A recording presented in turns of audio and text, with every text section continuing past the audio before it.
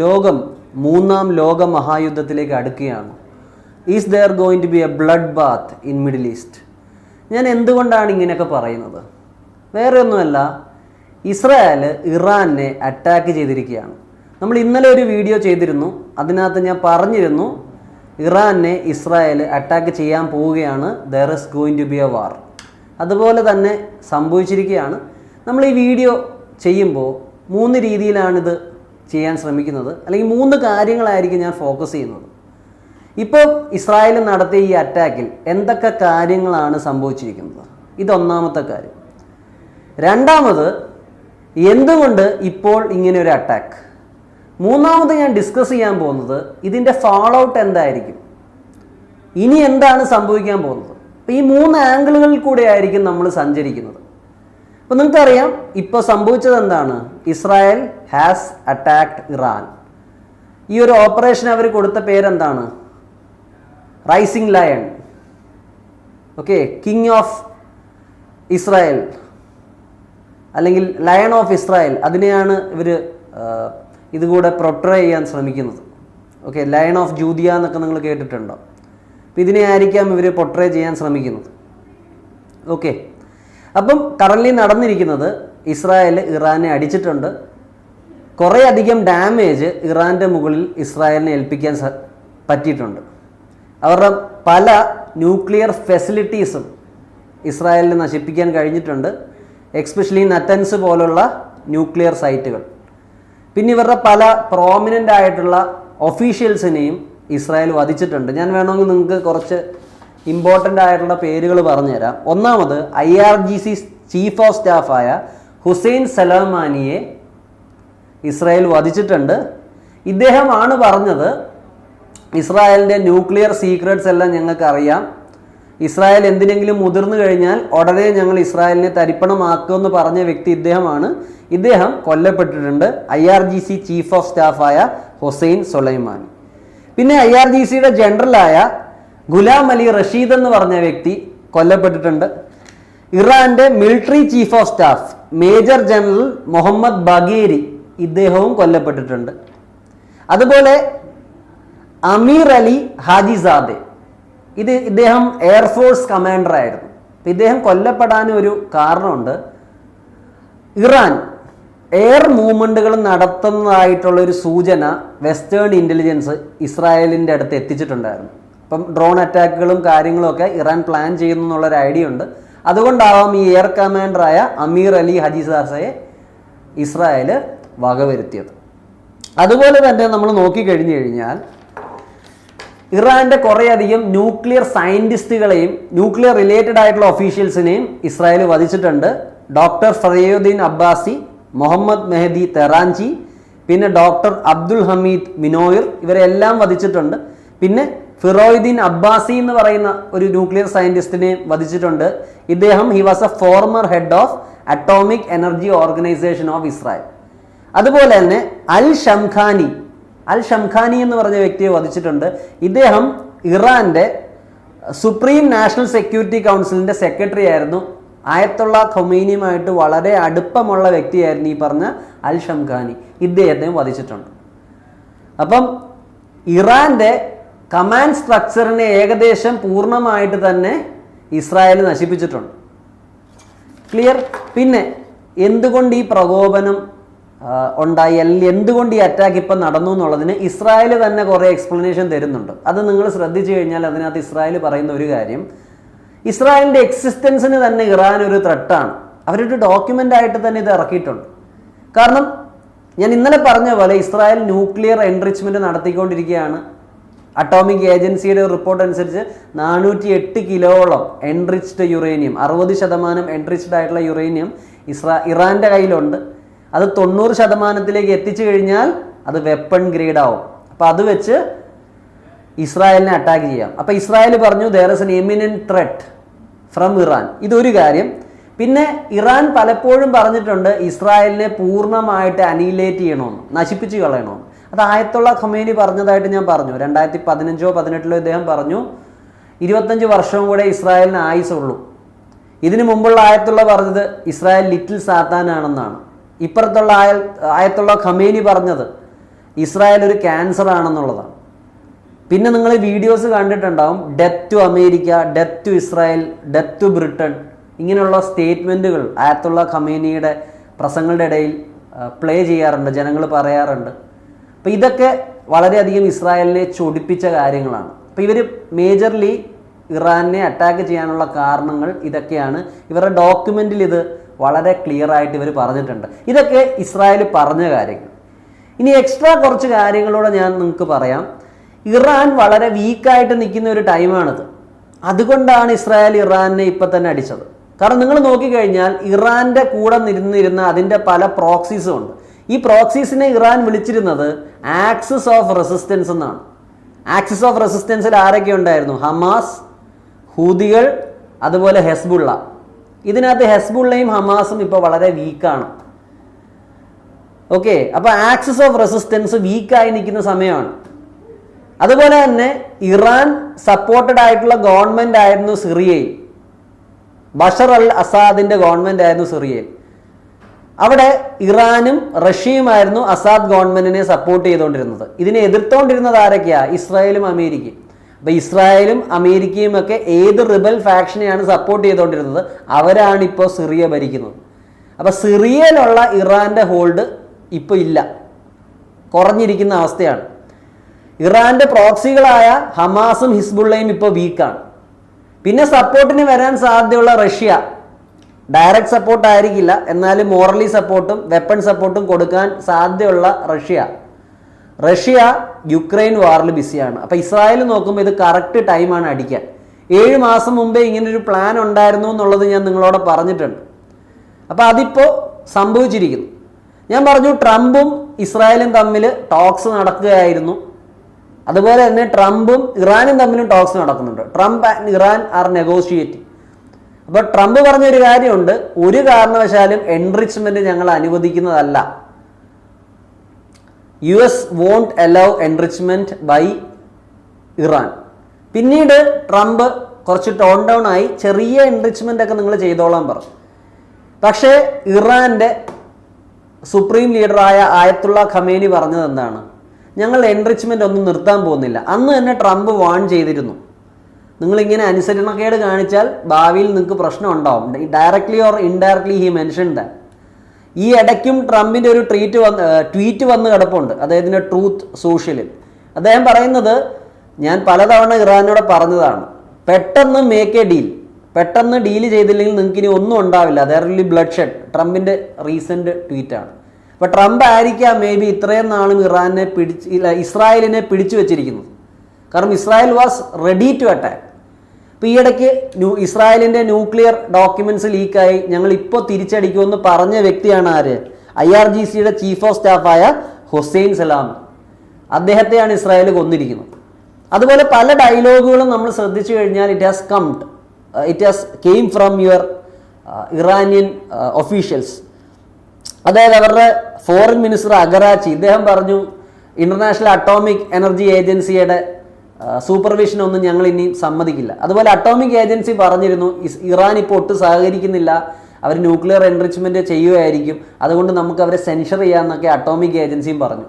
ഇത് തന്നെ ഇസ്രായേൽ ഒരു കാരണമാക്കി. കാരണം ഇറാൻ ഇങ്ങനെ മിസൈൽ ഡെവലപ്പ് ചെയ്യാൻ അടുത്തിരിക്കുകയാണ്.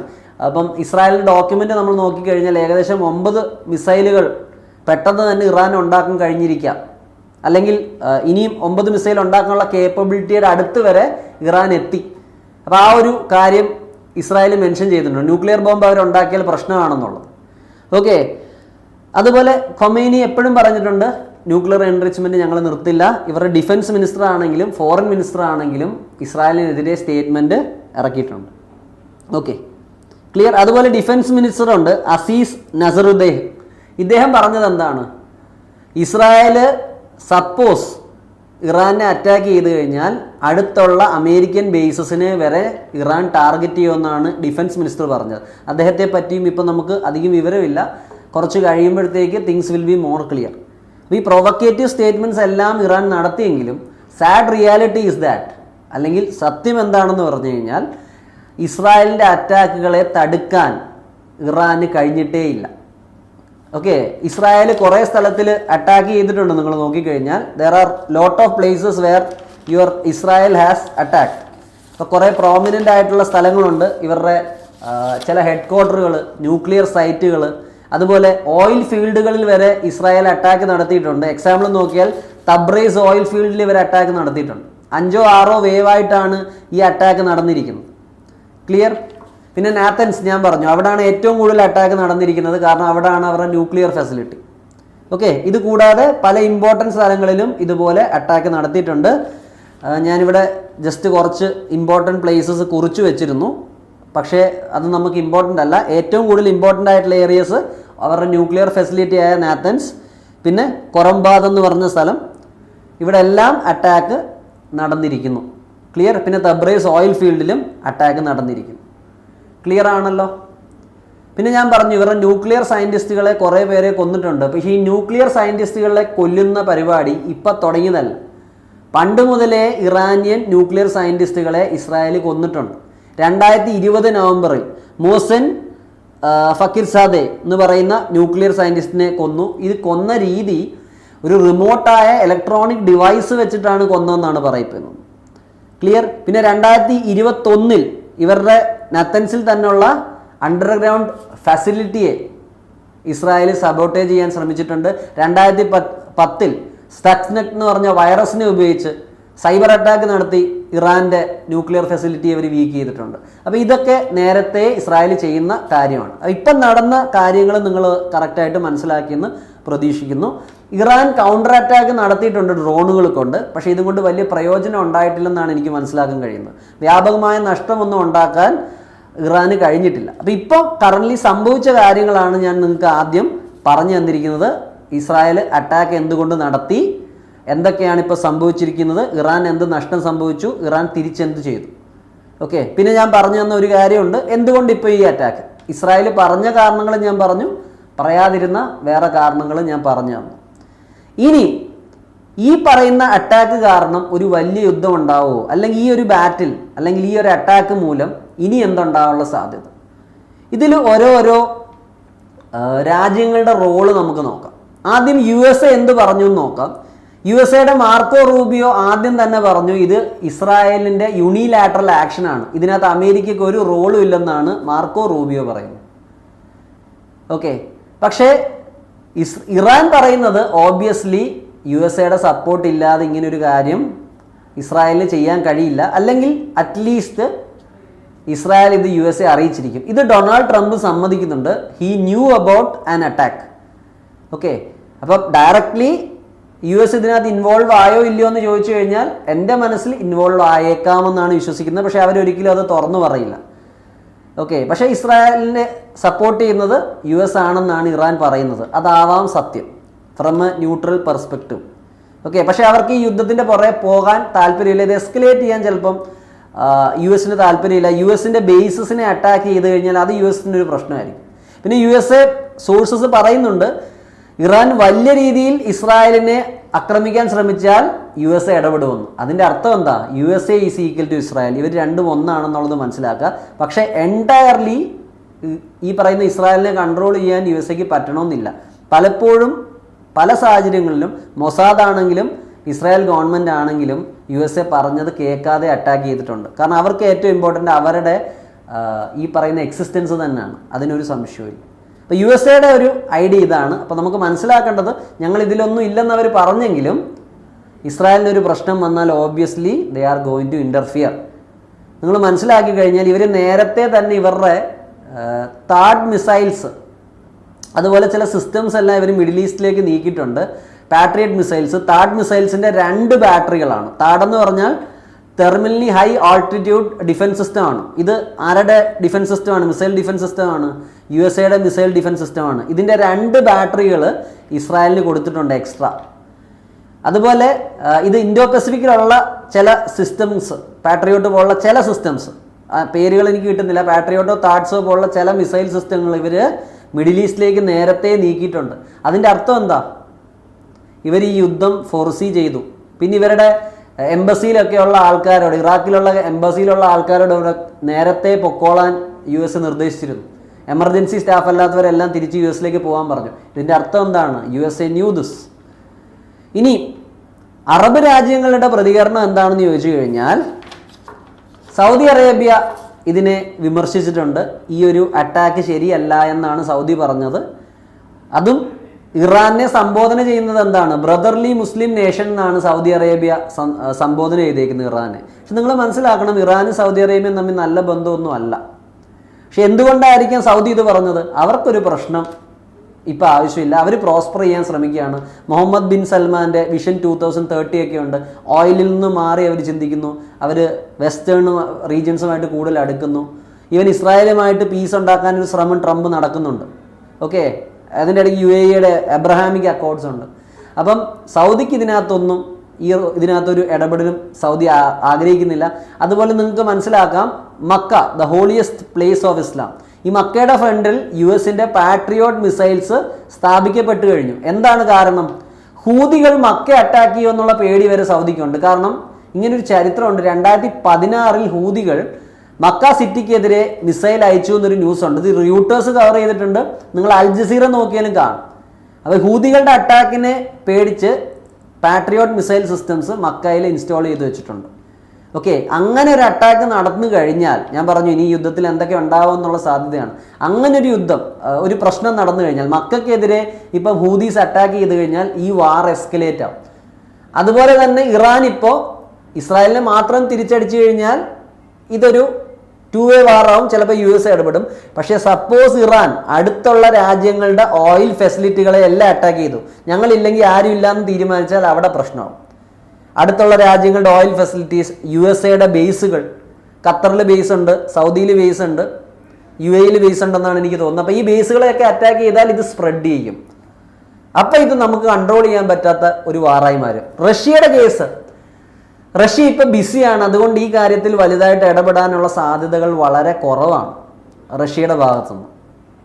പിന്നെ റഷ്യ അവരുടെ ഫോറിൻ മിനിസ്ട്രി പറഞ്ഞിട്ടുണ്ട്, ഈ ആക്ഷൻ, ഈ പറയുന്ന നമ്മുടെ ഇസ്രായേലിൻ്റെ ആക്ഷൻ ഇല്ലീഗലാണെന്ന് അവർ പറയുന്നുണ്ട്. It is provocative and illegal എന്നാണ് റഷ്യൻ മിനിസ്ട്രി പറയുന്നത്. ഓക്കെ, പക്ഷേ മോറലി സപ്പോർട്ട് ചെയ്യുന്നതിന് ഉപരി അവർക്ക് എന്ത് ചെയ്യാൻ പറ്റുമെന്ന് നമുക്കറിയില്ല. നിങ്ങൾ മനസ്സിലാക്കണം, ഇസ്രായേലിൻ്റെ അറ്റാക്കിൽ ഈ ഷാഹിദ് ഡ്രോണുകൾ നിർമ്മിക്കുന്ന ഫെസിലിറ്റീസ് ഉണ്ട്. ഈ ഷാഹിദ് ഡ്രോണുകൾ പലപ്പോഴും ഇറാൻ റഷ്യക്ക് കൊടുത്തുകൊണ്ടിരുന്ന ഡ്രോണുകളാണ്. ഈ ഡ്രോൺ ഫെസിലിറ്റി സിസ്റ്റം അല്ലെങ്കിൽ അത് നിർമ്മിക്കുന്ന സ്ഥലവും ഇസ്രായേൽ നശിപ്പിച്ചു എന്നാണ് പറയുന്നത്. ഇത് റഷ്യക്ക് ഒരു അടിയാണ്. പിന്നെ ഷാഹിദ് ഡ്രോണുകളെ പ്രിവെൻറ്റ് ചെയ്യാനുള്ള സിസ്റ്റംസ് യുക്രൈന് പലപ്പോഴും ഇസ്രായേൽ സപ്ലൈ ചെയ്തിട്ടുണ്ട്. അപ്പോൾ ഇസ്രായേലും പുത്തിനുമായിട്ട് ആ ഒരു പ്രശ്നവും നിലനിൽക്കുന്നുണ്ട്. എന്തായാലും ഷാഹിദ് ഡ്രോണുകൾ ഉണ്ടാക്കുന്ന ഫെസിലിറ്റി ഇസ്രായേൽ തകർത്തു എന്നാണ് നമുക്കറിയാൻ കഴിയുന്നത്. ഇതിനെപ്പറ്റി കൂടുതൽ നമുക്കറിയാൻ ഇരിക്കുന്നതേ ഉള്ളൂ. ഇപ്പോൾ ഉള്ള ന്യൂസ് റിപ്പോർട്ട്സും കാര്യങ്ങളുമാണ് ഞാൻ പറയുന്നത്. ഓക്കെ, ജർമ്മൻ ഫോറിൻ മിനിസ്ട്രി പറഞ്ഞ് ഇത് ആരേക്കും ഒരു ഗുണം ഉണ്ടാവില്ല, no one will benefit from this എന്നാണ് ജർമ്മൻ സൈഡിൽ നിന്ന് വന്നിരിക്കുന്നത്. അതുപോലെ ഖലെ കല്ലാസ് EU റെപ്രസെൻറ്റേറ്റീവ്സ് പറഞ്ഞത് ഈ പ്രശ്നം ഡിപ്ലോമസി കൊണ്ട് എങ്ങനെയെങ്കിലും പരിഹരിക്കുക. ഖത്തർ പറഞ്ഞിരിക്കുന്നത് ഇസ്രായേൽ ഈ ചെയ്യുന്ന എസ്കലേഷൻ ഈ സ്ഥലത്തിൻ്റെ പീസും പ്രോസ്പെറിറ്റിയൊക്കെ നശിപ്പിക്കും. അപ്പം നിങ്ങൾ നോക്കിയാൽ അറബ് രാജ്യങ്ങളെല്ലാം എന്താ ചെയ്യുന്നത്? ഈ യുദ്ധത്തിൽ ഞങ്ങൾക്കൊരു റോളും ഇല്ല, ഞങ്ങൾക്ക് ഇതിൻ്റെ പാട്ടാവാൻ താല്പര്യമില്ലെന്നാണ് പറയുന്നത്. കാരണം അവർക്ക് ഈ യുദ്ധത്തിൽ പണ്ടേ താല്പര്യമില്ല. ഗാസ യുദ്ധത്തിലും ഗാസ പ്രശ്നത്തിലും അവരധികം ഇടപെട്ടിട്ടില്ല. ഇനി ഇത് എസ്കലേറ്റഡ് ആവണമെങ്കിൽ ഇറാൻ ചുറ്റുമുള്ള അറബ് രാജ്യങ്ങളെ അറ്റാക്ക് ചെയ്ത് കഴിഞ്ഞാൽ, അല്ലെങ്കിൽ അമേരിക്കയുടെ ബേസുകൾ, അത് ഈ പറയുന്ന അറബ് രാജ്യങ്ങളിലാണ്, അവിടെ ഒരു അറ്റാക്ക് നടത്തി കഴിഞ്ഞാൽ ഇത് കയ്യിൽ നിന്ന് പോകും. ഇനി ഇത് ആർക്കാ നഷ്ടമെന്ന് ചോദിച്ചു കഴിഞ്ഞാൽ ചൈനയ്ക്ക് ഇതൊരു നഷ്ടമാകും. കാരണം ചൈന ഈ ഇടയ്ക്കും എനിക്ക് തോന്നുന്നു 40 ബില്യൺ കൊണ്ട് ഇറാനിൽ ഇൻവെസ്റ്റ് ചെയ്തിട്ടുണ്ട്. സൗദിയെയും ഇറാനെയും കൂടെ ക്ലോസ് ആക്കാൻ ചൈന ശ്രമിക്കുന്നുണ്ട്. അപ്പോൾ ചൈനയെ സംബന്ധിച്ചോളം ഇറാൻ നശിച്ചു പോയാൽ അതൊരു നഷ്ടമാണ്. ഓക്കെ, അത് നിങ്ങൾ മനസ്സിലാക്കുക. നമുക്കും ചബഹർ പോർട്ടിൽ നമ്മൾ ഇൻവെസ്റ്റ് ചെയ്ത് വെച്ചിട്ടുണ്ട്, നമുക്കും ഇത് പ്രശ്നമാണ്. USA സന്തോഷമാവുമായിരിക്കും മേ ബി, പക്ഷെ അവർക്കും എനിക്ക് തോന്നുന്നില്ല 100%. ഒന്നുകിൽ ഇറാൻ വഴങ്ങിയാൽ മതി, വഴങ്ങിയില്ലെങ്കിൽ ഇറാൻ നശിക്കട്ടെ എന്നായിരിക്കും ചിലപ്പോൾ അമേരിക്ക ചിന്തിക്കുന്നത്. അതായിരിക്കാം അവരുടെ വ്യൂ പോയിന്റ്. ഇസ്രായേൽ ഓബ്വിയസ്ലി ഇറാനെ തവിട് പൊടിയാക്കുക എന്നുള്ളൊരാഗ്രഹമാണ് ഇസ്രായേലിന്. ഇനി പാകിസ്ഥാൻ്റെ റോൾ എന്താണ് ഇതിനകത്തെന്നുള്ളതൂടെ നമ്മൾ ചിന്തിക്കണം. അത് നമ്മൾ ഓപ്പറേഷൻ സിന്ദൂറുമായിട്ട് ഞാൻ ഇതിനെ ജസ്റ്റ് ഒന്ന് കണക്ട് ചെയ്യാം. ചിലപ്പോൾ നമുക്ക് കാണാത്ത ഒരു ഫാർ ലിങ്ക് ആയിരിക്കും ഇത്. അത് ഓപ്പറേഷൻ സിന്ദൂറിൽ നമ്മൾ പറയപ്പെടുന്നു, ഇത് 100% കൺഫേംഡ് അല്ല, നമ്മുടെ പാകിസ്ഥാൻ്റെ ചില ന്യൂക്ലിയർ ഫെസിലിറ്റീസിൻ്റെ കവാടങ്ങൾ നമ്മൾ തകർത്തു. അത് വളരെയധികം പ്രശ്നം ഉണ്ടാക്കിയെന്ന് കേൾക്കുന്നു. ഇസ്രായേലും പറയപ്പെടുന്നത് പല ന്യൂക്ലിയർ ഫെസിലിറ്റീസിനെ കവാടത്തിലാണ് ബോംബ് ചെയ്തത്. ആ സമയത്ത് അകത്തുള്ള ഈ ഫെസിലിറ്റി മൊത്തം നശിച്ചു പോകും, പുറത്തേക്ക് അധികം ഡാമേജും വരില്ല. അങ്ങനെയൊക്കെയാണ് ചിലർ റിപ്പോർട്ട് ചെയ്യുന്നത്. ടെക്നിക്കലായിട്ട് ഞാൻ പോകുന്നില്ല. രണ്ടാമത് എങ്ങനെ ഇതിനെ കണക്ട് ചെയ്യാമെന്ന് പറഞ്ഞു കഴിഞ്ഞാൽ, ഇസ്രായേൽ ഇറാൻ യുദ്ധം നടക്കുന്നു. ഇറാനും USA പ്രശ്നം നടന്നു വെച്ചോ. ഇറാനെ അടിക്കാൻ USA ഉപയോഗിക്കുന്ന ഒരു സ്ഥലം ഏതായിരിക്കും? പാകിസ്ഥാനായിരിക്കും. പാകിസ്ഥാനിൽ നിന്നുകൊണ്ടായിരിക്കും ചിലപ്പോൾ USA ഇറാനെ അടിക്കുന്നത്. അതുകൊണ്ടും പാകിസ്ഥാനെ ആർക്ക് വേണം? നമ്മുടെ USA വേണം. അതുകൊണ്ട് നിങ്ങൾ ശ്രദ്ധിക്കുക, ഓപ്പറേഷൻ സിന്ദൂറിൻ്റെ സമയത്ത് പാകിസ്ഥാൻ്റെ പല എയർബേസുകളുടെയും റൺവേകൾ ഇന്ത്യ തകർത്തു എന്നുള്ള റിപ്പോർട്ടുണ്ട്. നൂർഖാൻ ആണെങ്കിലും പലതാണെങ്കിലും ഇതിലൊരു എയർബേസ് പ്രാക്ടിക്കലി അമേരിക്കയാണ് കൺട്രോൾ ചെയ്യുന്നതെന്നുള്ളൊരു ന്യൂസും ഉണ്ട്. അപ്പോൾ ഫ്യൂച്ചറിൽ ഇറാനെ അമേരിക്കയ്ക്ക് അടിക്കണമെങ്കിൽ എവിടെ നിന്നായിരിക്കും അടിക്കുന്നത്? പാകിസ്ഥാനിൽ നിന്നായിരിക്കും അടിക്കുന്നത്. പാകിസ്ഥാനിൽ നിന്ന് അടിക്കണമെങ്കിൽ പാകിസ്ഥാൻ്റെ റൺവേ ഫങ്ഷനിലാവണ്ടേ? അപ്പോൾ ഈ റൺവേ കിട്ടി ഇന്ത്യ അടിച്ചു കഴിഞ്ഞാൽ, ഈ റൺവേക്ക് തകരാറ് സംഭവിച്ചാൽ അത് USA ഇൻട്രസ്റ്റിനും എതിരാണ്. അതുകൊണ്ടും ആവാം USA എന്ത് ചെയ്യുന്നത്, ഈ യുദ്ധം പെട്ടെന്ന് നിർത്താൻ USA ആഗ്രഹിക്കുന്നതും പാകിസ്ഥാനെ ചെറുതായിട്ട് സപ്പോർട്ട് ചെയ്യുന്നതും. ആ റൺവേ USA ആവശ്യം ഇറാനെ എന്തെങ്കിലും അടിക്കണമെങ്കിൽ. ഇതൊരു കണക്റ്റിംഗ് ദ ഡോട്ട്സ് ആണ് ഞാനിവിടെ ചെയ്തത്. നിങ്ങൾക്ക് മനസ്സിലായോ എന്ന് എനിക്കറിയില്ല, ബട്ട് ഐ ഹോപ്പ് സോ. അപ്പോൾ ഇതൊക്കെയാണ് ഇതിൻ്റെ ഫ്യൂച്ചറായിട്ടുള്ള കാര്യങ്ങൾ. ഇനി വേറൊരു കാര്യം, നമ്മൾ വളരെയധികം ഫാർ റീച്ചിങ് ആയിട്ട് ചിന്തിച്ചു കഴിഞ്ഞാൽ വേറൊരു കാര്യം കൂടെ നമുക്ക് ചിന്തിക്കാം. ഈ സമയത്ത് ചൈനയ്ക്ക് പോയി തൈവാൻ പിടിച്ചെടുക്കാമോ? കാരണം എല്ലാവരും ബിസിയാണ്. യുക്രൈനിൽ നാറ്റോ ഏകദേശം കുറേയൊക്കെ ബിസിയാണ്. USA ഇപ്പം ഈ മിഡിൽ ഈസ്റ്റിൽ ബിസിയാണ്. ഇൻഡോ പസഫിക്കിൽ ഇപ്പോൾ ശ്രദ്ധ വളരെ കുറവായ ഒരു സമയമാണ്. ഈ സമയത്ത് തൈവാനെ ചൈന കയറി അറ്റാക്ക് ചെയ്യുമോ എന്നുള്ളതാണ് ഒരു ചോദ്യം. പക്ഷെ വേറൊരു ന്യൂസും ഇൻറ്റേർണൽ സർക്കിൾസ് പരക്കുന്നുണ്ട്. സീ ജിൻപിങ്ങിന് പവർ നഷ്ടപ്പെട്ടോ ഇല്ലയോ എന്നുള്ള ഒരു സംശയം. Old people in the Chinese Communist Party CCPയിലെ ചില സീനിയർ ലീഡേഴ്സ് സീ ജിൻപിങ്ങിൻ്റെ കയ്യിൽ നിന്ന് പവർ പിടിച്ചെടുത്തു എന്നുള്ള ഒരു ന്യൂസ്. അത് സോഴ്സ് 100% റിലയബിൾ ആണോ എന്ന് ഞാൻ പറയുന്നില്ല. പക്ഷേ വാങ്യാങ്ങിനെ പോലുള്ള വ്യക്തികൾ പവർ പിടിച്ചടക്കി എന്നുള്ള ഒരു ന്യൂസ് വരുന്നുണ്ട്. I don't know, but may be in future നമുക്ക് ചൈനയ്ക്കകത്ത് ഒരു ആഭ്യന്തര കലാപം അല്ലെങ്കിൽ സീ ജിൻപിങ്ങിൻ്റെ പവർ പോകുന്നത് നമുക്ക് കാണും. May be it is only A possibility. ഞാൻ എൻ്റെ ഒരു ഇൻഫറൻസ് പറഞ്ഞെന്നുള്ളൂ. ഇപ്പോൾ യുദ്ധത്തിൻ്റെ അനാലിസിസ് മനസ്സിലായില്ല. ഇത് എങ്ങനെ ആയിരിക്കും പ്രോഗ്രസ് ചെയ്യുക? ഇത് ഇങ്ങനെ തന്നെ പോയി കഴിഞ്ഞാൽ ഇവർ തമ്മിൽ തന്നെ യുദ്ധം ചെയ്യും. പക്ഷേ ഇറാൻ ചുറ്റുമുള്ള ഹൗദികളെ ആക്ടിവേറ്റ് ചെയ്ത് മക്കയെ അറ്റാക്ക് ചെയ്യുകയോ അല്ലെങ്കിൽ അടുത്തുള്ള ഓയിൽ ഫെസിലിറ്റീസിനെ അറ്റാക്ക് ചെയ്യുകയോ അങ്ങനെയൊക്കെ ചെയ്ത് കഴിഞ്ഞ് കഴിഞ്ഞാൽ ഈ വാറ് വളരെയധികം എസ്കലേറ്റ് ചെയ്യും. USA എന്തായാലും ഇസ്രായേലിൻ്റെ കൂടെ നിൽക്കും. പിന്നെ അറബ് രാജ്യങ്ങളെ ഇറാൻ കയറി അടിച്ചാൽ അവരും തിരിച്ചടിക്കും. They also have the right to self defence. Okay. പിന്നെ ഹമാസിൻ്റെ ഇടയ്ക്ക് ഒരു സ്റ്റേറ്റ്മെൻറ്റ് വന്നിരുന്നു, ഒരു ഒഫീഷ്യൽ. ഇത് റൂട്ടേഴ്സ് ആണോ അസോസിയേറ്റഡ് പ്രസ് ആണോ എന്ന് എനിക്ക് ഓർമ്മയില്ല. ഹെസ്ബുള്ള ഇതിനകത്തൊന്നും ചെയ്യില്ല എന്ന് അവർ ഒരു ഒഫീഷ്യൽ പറഞ്ഞു. ഇതും ഇറാനെ വീക്കൻ ആക്കുന്ന ഒരു മെസ്സേജാണ്. ഓക്കെ. നിങ്ങൾക്ക് ഇതുപോലെ എന്തെങ്കിലും ഒരു വീഡിയോ ചെയ്യണമെന്ന് ആഗ്രഹം ഉണ്ടെങ്കിൽ യു ക്യാൻ ഡിമാൻഡ്. ഞാനിത് റാൻഡമായിട്ട് ചെയ്യുന്നൊരു കാര്യമാണ്. പല കാര്യങ്ങളും ഞാൻ വിട്ടുപോയിട്ടുണ്ടാവും. നിങ്ങൾക്ക് എന്തെങ്കിലും ഡൗട്ട് ഉണ്ടെങ്കിൽ നിങ്ങൾക്ക് കമൻറ്റ് സെഷനിലും ചോദിക്കാം. നിങ്ങൾ മനസ്സിലാക്കണം, ഒരു കാലത്ത് USA തന്നെയാണ് ഇറാനെ ന്യൂക്ലിയർ ഫെസിലിറ്റിയൊക്കെ ഡെവലപ്പ് ചെയ്യാൻ സഹായിച്ചുകൊണ്ടിരുന്നത്, ആറ്റംസ് ഓഫ് പീസ് ഇനിഷ്യേറ്റീവിൻ്റെ അണ്ടറിൽ. പക്ഷേ ഇപ്പം രണ്ടുപേരും കൊമ്പ് കോർത്ത് തന്നെ നിൽക്കുകയാണ്. നമുക്കൊരു ഒരു സമാധാനം തന്നെ പ്രതീക്ഷിക്കാം. ക്ലിയർ? USA ഈ യുദ്ധത്തിൻ്റെ ഒരുക്കം തുടങ്ങിയിട്ട് കുറേ നാളായി. കഴിഞ്ഞ വീഡിയോയ്ക്കകത്ത് ഞാൻ പറഞ്ഞിട്ടുണ്ട്, അവരുടെ സെൻകോം ഇറാൻ സപ്പോസ് USA ഏതെങ്കിലും ബേസിനെ അറ്റാക്ക് ചെയ്താൽ എന്തൊക്കെ ചെയ്യാം, കുറേ ഓപ്ഷൻസ് ഉണ്ടെന്ന് അവരുടെ കമാൻഡറായ ക്യുറിൽ പറഞ്ഞതൊക്കെ ഞാൻ കഴിഞ്ഞ വീഡിയോയിൽ പറഞ്ഞിരുന്നു. ക്ലിയർ? അപ്പോൾ നമുക്ക് പ്രതീക്ഷിക്കാം ഒരു റീജിയണൽ വാറായി മാത്രം അല്ലെങ്കിൽ ഒരു ചെറിയ വാറായിട്ടൊന്നും നിൽക്കാൻ. ഇല്ലെങ്കിൽ എല്ലാത്തിനെയും എഫക്റ്റ് ചെയ്യും. ഗോൾഡിൻ്റെ പ്രൈസ് കൂടും, ഓയിലിൻ്റെ പ്രൈസ് കൂടും. ഓയിലിൻ്റെ പ്രൈസ് കൂടിക്കഴിഞ്ഞാൽ നമ്മളെല്ലാം അനുഭവിക്കും. പിന്നെ കേരളത്തിൽ റെമിറ്റൻസ് ഓബ്വിയസ്ലി എഫക്റ്റഡ് ആവും, സ്റ്റോക്ക് മാർക്കറ്റ്സ് ക്രാഷ് ആവും. ഓയിലിൻ്റെ പ്രൈസ് കൂടിയാൽ എല്ലാത്തിൻ്റെയും പൈസ കൂടും. അപ്പോൾ ഇങ്ങനെയുള്ള കാര്യങ്ങൾ നടക്കാതിരിക്കട്ടെ, ഇത് ഇവിടം കൊണ്ട് തീരട്ടെ എന്നാണ് ഞാൻ പ്രതീക്ഷിക്കുന്നത്. പക്ഷേ ആയത്തുള്ള ഖൊമേനിയുടെ സ്ട്രോങ് ആയ സ്റ്റാൻസ് ആണ് ഇപ്പോൾ ഒരു തടസ്സമായിട്ട് കാണുന്നത്. If he insist on a war, we are going to see a war. പിന്നെ ഒരു കാര്യം കൂടെ നമുക്കിതിനകത്ത് കാണാനുണ്ട്. വേറെ ഒന്നുമല്ല, ഇറാനിൽ ചിലപ്പോൾ നമുക്കൊരു റെജീം ചേഞ്ച് കാണാനുള്ള ചാൻസും വരും. കാരണം ഇറാനിൽ ഇപ്പോഴും കുറച്ചധികം പേരെന്താണ്, കൺസർവേറ്റീവുകളല്ല, കുറച്ച് ലിബറൽ അല്ലെങ്കിൽ സോഫ്റ്റ് ആയിട്ടുള്ള ചിന്താഗതിയുള്ള ആൾക്കാരും ഉണ്ട്.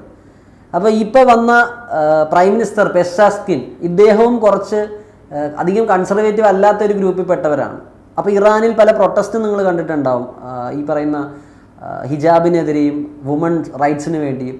അപ്പം അങ്ങനൊരു റെജീം ചേഞ്ചും സാധ്യതയുണ്ട്. കാരണം മൊസാദ് ഏജൻസും ഇറാൻ്റെ അകത്ത് വളരെയധികം ആക്റ്റീവ് ആണെന്നുള്ളതാണ് റിയാലിറ്റി.